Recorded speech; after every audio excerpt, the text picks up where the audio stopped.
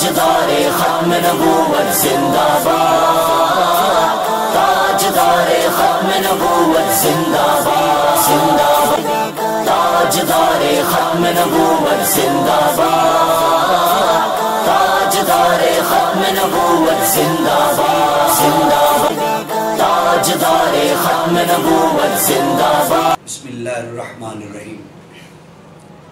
لکھتا ہوں خون دل سے یہ الفاظ احمری، بعد از رسول ہاشمی کوئی نبی نہیں، کوئی نبی نہیں، کوئی نبی نہیں۔ معزز ناظرین کرام، آج کی میری گفتگو کا عنوان مسلمانوں کے بارے مرزیوں کا کیا عقیدہ ہے۔ ایک نشست میں بیٹھے ایک آفس میں ایک دوست کہنے لگا کہ یار تم مرزیوں کے ہر وقت پیچھے پڑے رہتے ہو، انہیں کذاب، دجال، کافر کہتے ہو اور ان طرح طرح کی باتیں کستے ہو ان پہ۔ یار وہ تو بڑے اچھے لوگ ہیں، میں اکثر ان کی دکان پر جاؤں تو وہ میڈیسن لینے جاؤں، کوئی اور چیز لینے جاؤں تو وہ پہلے پانی پلاتے ہیں، بٹھاتے ہیں، بڑا پروٹوکول دیتے ہیں، بڑی محبت اور چاہت سے ملتے ہیں۔ اور ویسے بھی ان کا موٹو ہے کہ لو فار آل ہیٹڈ فار نان، محبت سب سے، نفرت کسی سے نہیں۔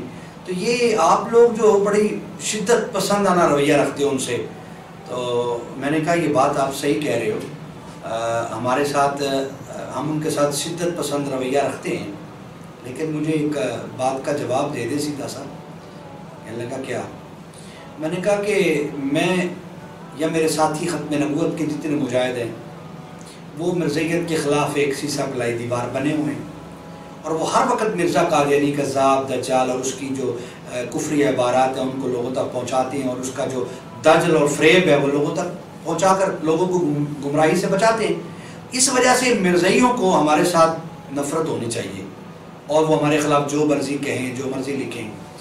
تو میں نے کہتے بالکل ایسے ہی ہے۔ میں نے کہا پچھلے دنوں سوشل میڈیا پہ اور دیگر مجھے ٹیلی فون کال پہ بھی اکثر لعن و طعن مرزی لوگ کرتے رہتے ہیں اور بڑی گندی گالیاں دیتے ہیں۔ وہ ہنس کے بولا کہ یہ تو بھئی ہونا ہی ہے نا ایسا، جب آپ ان کے مرزے کے خلاف کرو گے تو وہ آپ کو کہیں گے۔ میں نے کہا بالکل صحیح بات ہے، ایسی بات ہے، ایسی ہونا چاہیے۔ جب میں ان کے مرزے کے بارے میں بات کہتا ہوں تو ان کو حق ہے کہ وہ میری ذات کے بارے میں بات کریں۔ میں نے کہا اے بھولے بادشاہ، مجھے اتنا بتائیں، آپ نے کبھی مرزائی کو یا مرزے کو کبھی کوئی ایسی بات تو نہیں کی، گالی تو نہیں دی، یا کوئی انہیں کہتا مجھے کیا یار، مذہب ہر شخص کا اپنا ذاتی حق ہوتا ہے، میں کیوں کروں اس کے بارے میں؟ میں نے کہا بالکل صحیح ہے، تو یقیناً وہ آپ کے بارے میں بھی نہیں کرتے؟ کہنے لگا نہیں کرتے۔ میں نے کہا مجھے بتا، جس مسلمان تو ہے نا؟ کہنے لگا بالکل مسلمان ہوں۔ میں نے کہا حضور علیہ السلام کو آخری نبی مانتا ہے؟ کہنے لگا بالکل آخری نبی مانتا ہوں۔ میں نے کہا پھر مجھے اتنی بات سادہ سے بتانا، کیا تو مرزا قادیانی کو نبی یا رسول مانتا ہے؟ کہنے لگا استغفر اللہ استغفر اللہ، چونکا یہ قدم۔ کہنے لگا یہ تو نہیں ہو سکتا، میں مرزے کو نبی تو نہیں مانتا۔ میں نے کہا اس نے دعویٰ کیا کہ میں مہدی ہوں، مانتا ہے؟ کہنے لگا نہیں۔ میں نے کہا اس نے دعویٰ کیا کہ میں حضرت عیسیٰ علیہ السلام نے آنا ہے وہ میں ہی ہوں۔ کہنے لگا استغفر اللہ، میں یہ نہیں مانتا لیکن میں ان کو برا بھلا بھی نہیں کہتا۔ میں نے کہا اچھا چلے ٹھیک ہے۔ ایک لمحے کے بعد میں اٹھا اور اپنی جو موبائل میں کچھ حوالہ جات تھے وہ میں نے نکال کے میں نے اس کے سامنے کیے۔ میں نے کہا بھی یہ دیکھیے، مرزا غلام قادیانی اپنی کتاب روحانی خزائن کے اندر یہ لکھتا ہے کہ مسلمان جتنے بھی ہیں انہوں نے میری کتابوں سے فائدہ اٹھایا، اور جو میری کتابیں ہیں ان سے بہت کچھ سیکھا، فائدہ اٹھایا۔ ایک جو ہے نا وہ طوائف کوٹھے والے کی اولاد نے میرے دعوے کو قبول نہیں کیا، یعنی اس کا سادہ سا میننگ میں نے اس کو ٹرانسلیٹ کر کے بتایا کہ وہ کہتا ہے کنجری کی اولاد نے مجھے نبی نہیں مانا، میرے دعووں کی تصدیق نہیں کی۔ تو میں نے کہا ابھی آپ کہہ رہے تھے کہ میں نے ان کو نبی نہیں مانتا، میں اس کو رسول نہیں مانتا، مرزا قادیانی کے ان دعووں کو تم نہیں مان رہے۔ مرزا تمہارے بارے میں کہتا ہے کہ جو میرے دعووں کی تصدیق نہیں کرتا وہ طوائف کی اولاد ہے، کوٹھے والے کی اولاد ہے، کنجری کی اولاد ہے۔ جب میں نے یہ حوالہ دکھایا نا اس کا رنگ فک ہو گیا، کہنے لگا یہ کیا کہہ دیا؟ میں نے کہا ابھی ٹھہریے، تھوڑی سی مجھے آپ اور 2 منٹ دیجئے۔ میں نے بولا کہ بتائیے کہ آپ اس وقت اسلام کی فتح کے قائل ہیں یا مرزیت کی فتح کے قائل ہیں؟ کہنے لگا استغفر اللہ، میں مسلمان ہوں، میں اسلام ہی کی فتح کا قائل ہوں۔ میں نے کہا پکی بات ہے؟ کہنے لگا بالکل۔ میں نے کہا آپ مرزیت کی فتح کے قائل تو نہیں ہیں؟ کہنے لگا اللہ یعص باللہ، ایسی نہیں بات ہے، میں مسلمان ہوں، میں نے جب اس کو پکا کر لیا نا تو پھر میں نے مرزا قادیانی کی کتاب روحانی خزائن نکال کے اور اس کے سامنے وہ حوالہ رکھا. میں نے کہا ذرا آپ خود پڑھیے. وہ حوالہ یوں تھا کہ وہ لوگ جو ہماری فتح کے قائل نہیں ہیں صاف سمجھا جاوے گا کہ وہ ولد الحرام ہیں, انہیں وہ حلال زادے نہیں ہیں, انہیں حرام زادہ بننے کا شوق ہے. جب میں نے یہ حوالہ ان کے سامنے رکھا تو وہ بڑا غصے میں آ گیا, جلال میں آ کر وہ اتنی بڑی گالی دینے لگا. میں نے کہا ابھی رکیے پلیز, ابھی رکیے, آپ کو کیا کہا انہوں نے؟ ویسے ہی تو بڑے پیارے ہیں, لو فار آل ہیٹڈ فار نن, وہ تو کسی سے نفرت ہی نہیں کرتے. ابھی آپ اتنے جوش میں آ کر کہتے ہیں یار کمال کر دیا, اتنی بڑی بات آپ نے بتا دی, دکھا دی مجھے, اور اس کے بعد بھی میں نے کہا ایک لمحے کے رکیے.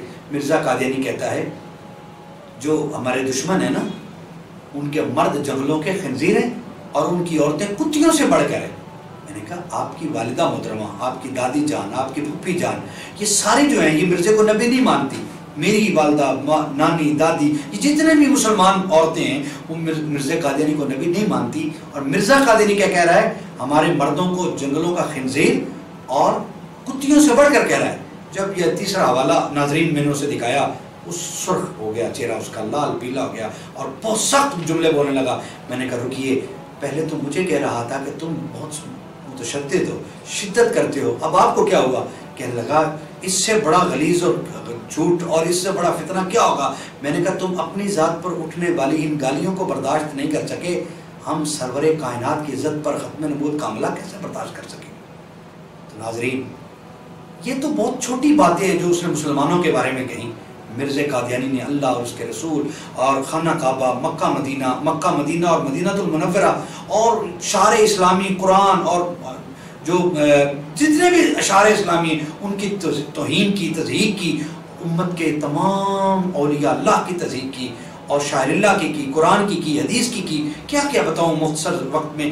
کوئی ہستی اور کوئی چیز مبارک اس نے ایسی نہیں چھوڑی جس کی توہین میں اس نے کلمات ایسے نہ بکے ہوں, ایسی بکواس نہ کی ہو. تو میں نے اس آدمی سے کہا کہ ہم ختم نبوت کے نوکر, ہم اگر اس پہ شدت نہ کریں تو آپ کو کیا ضرورت ہے کہ آپ شدت کریں؟ کہنے لگا یہ دیکھیے مجھے اس نے گالی دی, میرے گھر والوں کو گالی دی. جب میں نے کہا اتنی بات سمجھ میں آئی ہے نا تو اس سے ذرا اونچا سوچ کہ جب اپنی ذات پہ بات آتی ہے تو آگ لگتی ہے, جب حضور علیہ السلام کی آل, اصحاب اور حضور کی اہل بیت پر یہ گالی جائے تو پھر کون برداشت کر سکتا ہے؟ کہنے لگا مجھے بھائی اب سمجھ آ گئی ہے مسئلے کی کہ یہ قادیانی فتنہ کتنا خطرناک ہے. ظاہراً لو فار آل ہیٹڈ فار نن, لیکن اندر کیا ہے؟ استغفر اللہ. گویا یوں کہہ لیجئے کہ پیشاب کی بوتل پہ زمزم کا لیبل لگا کر یہ لوگ بیچ رہے ہیں, خنزیر کے گوشت پر یہ بکرے کا ٹائٹل لگا کر بیچ رہے ہیں, یا اپنے اخلاقیات کا عنوان دے کر اپنے دجل اور فریب اور جھوٹ اور مکروہ یہ عقائد دنیا کے اندر دنیا کو بھیج رہے ہیں اور شامل کر رہے ہیں. تو اس پر اس نے توبہ کی. اور میں بھی آج ناظرین کو یہ بتانا چاہوں گا کہ یہ قادیانی فتنہ ایسا فتنہ ہے کہ گرگٹ سے زیادہ رنگ بدلنے والا ہے. یہ اس فتنے کو پہچانیے اور اس کے خلاف اپنا کردار ادا کریے تاکہ کل قیامت کے دن حضور علیہ السلام کی ہمیں شفاعت حاصل ہو سکے. اور ہم اپنے عملوں پر تو کوئی دار و مدار نہیں ہے, لیکن کل جب حوض کوثر کا جام پینے جائیں نا تو کریم آقا دور سے پہچان کر فرمائیں آجا تو میری ختم نبوت کی نوکری دیتا تھا, آج پیاسا نہیں رہے گا, آج محمد کے ہاتھوں سے حوض کوثر کا جام پی لے. رب کعبہ کی قسم ناظرین قیامت کو جس کو حضور کے دستے مبارک سے حوض کوثر نصیب ہو گیا اس کو قیامت کی گرمی کچھ نہیں کہے گی. جسے شفاعت محمدی کی پرچی مل گئی یقیناً اسے پل صراط کچھ نہیں کہے گی. ناظرین آج عہد کریں کہ ہم نے باقی زندگی حضور کی ختم نبوت کے لیے وقف کرنی ہے.